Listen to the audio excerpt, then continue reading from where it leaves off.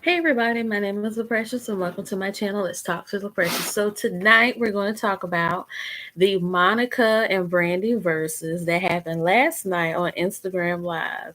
Y'all, when this premiered, I was singing like at the top of my lungs every song that came out. So first and foremost, I want to say that Monica did win this battle. She did. I know Brandy, she was popular in the 90s. She had Moesha, she had the Brandy doll. And yes, hey, Sai. And yes, Brandy, she had the Black Cinderella role with Whitney Houston back in the 90s. And, she had the book that went along with it too. And then she had the movie called I Still Know What You Did Last Summer, and then after that, she had the Full Moon album and Aphrodisiac and so on and so forth. But Monica, she had Miss Thing, she had After the Storm. Now, I don't know a lot of her albums, but Monica's career, in my opinion, was a lot longer than Brandy. So, first things first, let's talk about the look of the verses. The verses background for this, it was popping. I love that purple and lavender gradient look that they gave. I felt like it was really sleek and sexy. And then, Brandy, to me, she's dressing in like this all natural new age science girl kind of look with the braids and the browns and the different earth tones with the orange and teal and whatnot. But Monica, she came in there Fendi down. She had the Fendi hat, the Fendi jacket, the leggings, and the shoes that went with it. She was like, I'm here. And I really loved her makeup and her, bob that she had. I thought it was real pretty. And so that was the makeup of it. Now, a lot of people were saying that Brandy was throwing a little shade towards Monica. I didn't catch it because I was focusing on the music. I wasn't focused on that drama. But I wouldn't be surprised if, but I would not be surprised if, she probably did say something because it's a known fact that Brandy has a reputation for being a mean girl. Everybody from Aaliyah to Thea to Monica, and there was even another singer that has said that Brandy is mean and Brandy is real catty, and it kind of didn't help that before the Verzuz premiered. Thea, to those of you who don't know Thea is, she was a popular comedian on Comic View back in the day, but she did have a sitcom that Brandy was on as a little girl before she, started with Moesha. And Thea has said that Brandy and her mom were very disrespectful to her on set. And we all know that when it comes to Sanja, her mama don't play. She has that real soul sister. I'ma fight you to the bitter end, and you better get out my face if you don't say what I want you to say. Type of attitude. Because on Love and Hip Hop Hollywood, when Ray J and Princess Love was going through their stuff, we kind of saw it too. Because she was really pressed for him to get that prenup, and Princess was, like, nah, I'm not here for that. I'm not interested in that. It's a no go. So that's not what we're going to do. So yeah, I could see that with Brandy.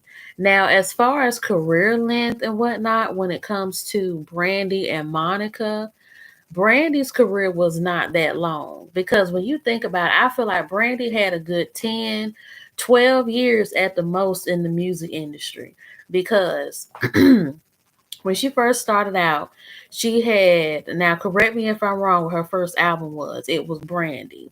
So she had the self-titled first album, I Wanna Be Down. And what's another song from the album? Y'all can list the names of the songs from the first album in the comments. So she had the first album, and that album really blew up, I believe, due to her voice alone and her look as being this tall, sleek, pretty, sassy black girl. She kind of had that Aaliyah feel to her. Aaliyah at the time with the Age Ain't Nothing But a Number album, she was more tomboyish, and Brandy was too, but she was a bit more girly. And then when she had Moesha, during the different scenes of Moesha, they would play her music. So I felt like Brandy alone, but I feel like the Moesha show really blew her career up even more. So she had that. Then I'm not really, familiar with Brandy's album names. I just know her music in that order. Then after the first album, she had the Sitting Up in My Room song, which was on the soundtrack of Waiting to Exhale. And, Whitney Houston, I believe, was her godmother and was her, mentor at the time, as well as Monica's. And Whitney Houston, she's done a lot for a lot of the late, early 90s, mid 90s black child stars. Lil Fizz had an encounter with her from B2K, TLC had an encounter with her while they were, in their career. Who else? Monica, Brandy, and to those of you who don't know, she played a big part in the Cheetah Girls. Because if you guys have the first Cheetah Girls soundtrack and you look in the liner notes, Whitney Houston's the executive producer of the first Cheetah Girls soundtrack. So at that time, Whitney Houston, she was putting in a lot of work to put on a lot of the black youth at that time in entertainment, which is, what a lot of elders, at the day should do.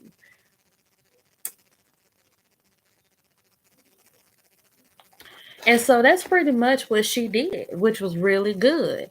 And moving along for Whitney Houston, after the Moesha and the Waiting to Exhale album was Sitting Up in My Room, then moving on to that, she had that song, Have You Ever, loved somebody so much it makes you cry.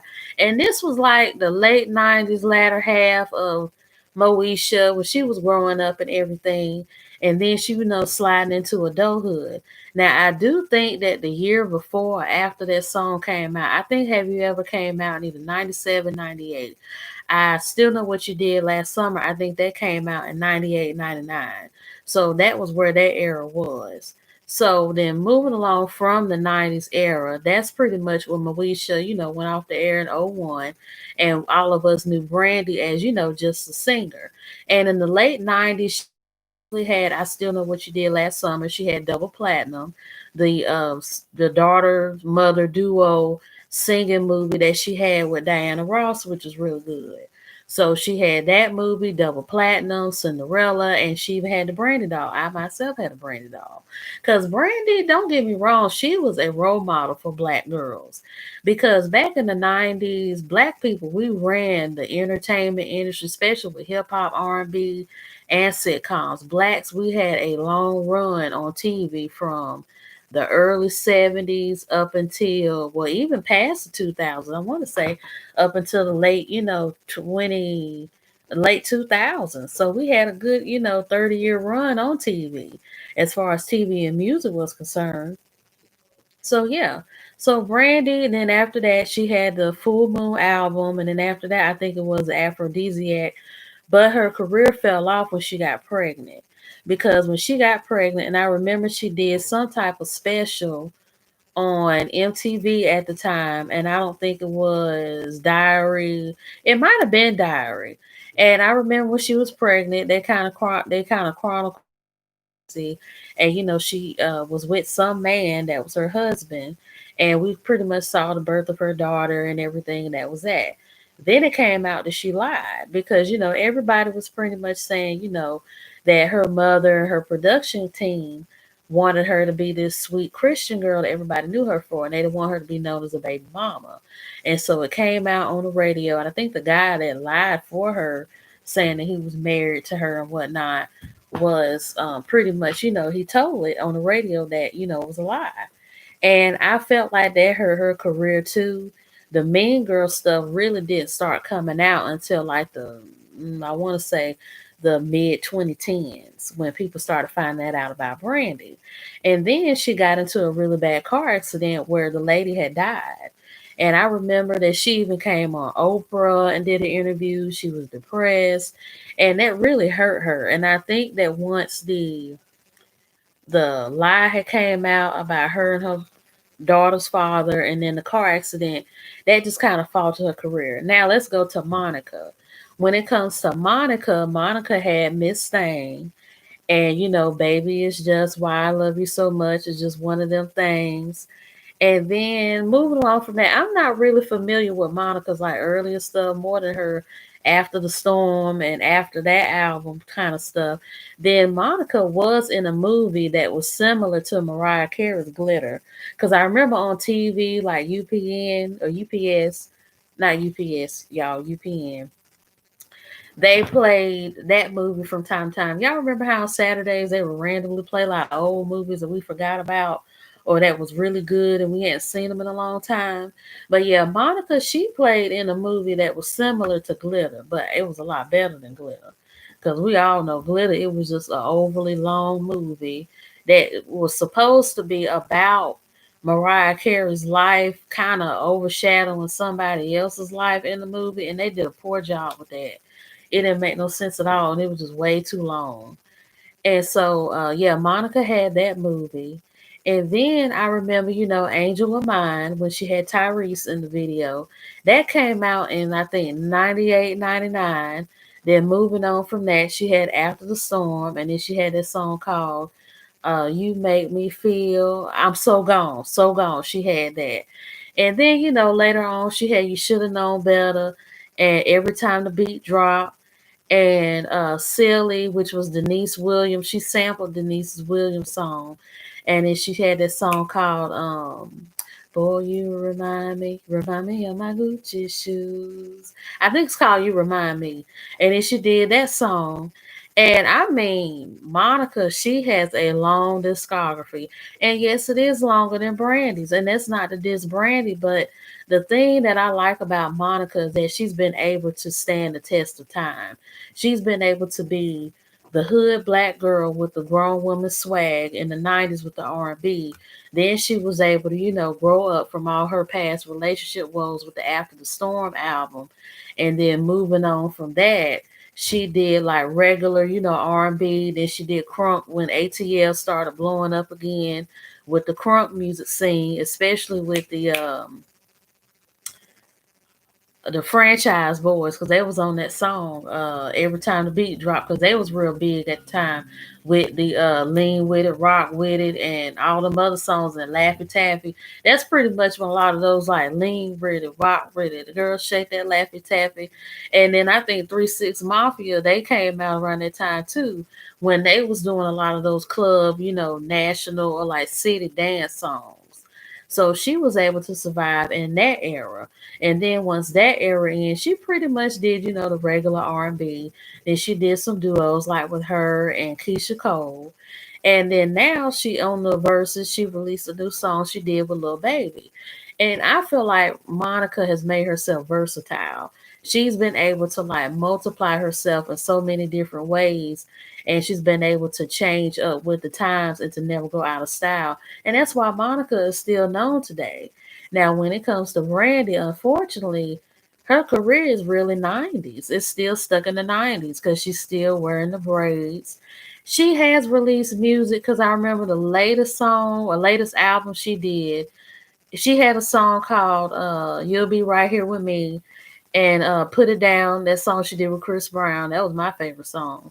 And then after that, I think she did something else. And she recently did a song called Baby Mama. But I mean, it really wasn't all that good to me. And that was when the quarantine first got started. But I feel like with Monica, she's more of a solidified artist to me than Brandy. Yes, Brandy was good. Yes, she had Moesha. Yes, she had her time. Yes, she did this and did that. But Monica really trumps Brandy. She does because Monica just never stopped working. And yeah, Brandy did experience a lot in the car accident, but I mean, Monica has been married, has had kids. She had an ex boyfriend that committed suicide.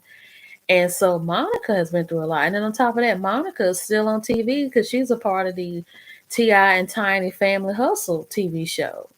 So Monica is still relevant because you have people from the 90s generation, 2000s, and probably some of the millennials from like that were born in the early 2000s probably know who Monica is. Now, when it comes to Brandy, and everybody was talking about how Carisha from the City Girls kind of dissed Brandy when Brandy was saying that she didn't know who Carisha was from the City Girls.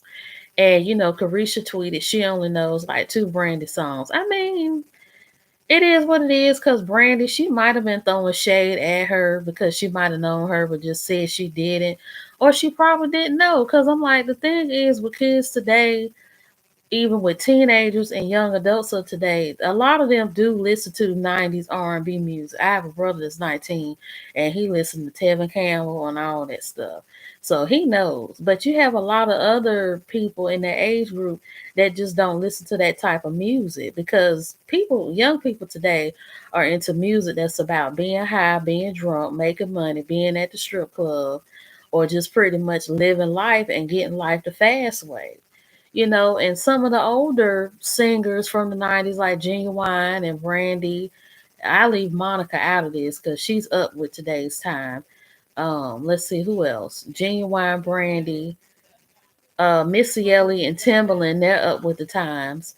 Probably people like I can't really see Tyrese. Well, to me, it seems like everybody from back then, they're pretty much they're hip to what's going on now. But I just really feel like Brandy, she's more of like 90s. That's what we know her as. Because, due to Netflix having this whole Black Lady movement due to Black Lives Matter, they've relaunched Moesha. And now Moesha is playing, and we all know that Moesha was like the main teen TV show in the 90s. So yeah, unfortunately, Brandy may not like that, but I mean, her career is just gonna always be in the 90s. But with Monica, it's like she has 90s, 2000s, and so on. So that's pretty much my opinion about the verses. Brandy versus Monica concert that we had last night. Yes, it was good. Yes, they both can sing. Yes, they're both talented, but I feel like Monica pretty much won this battle. So tell me y'all what you think. Tell me who you thought won and what you thought of it. And don't forget to like, leave a comment in the comment section, and subscribe to my channel.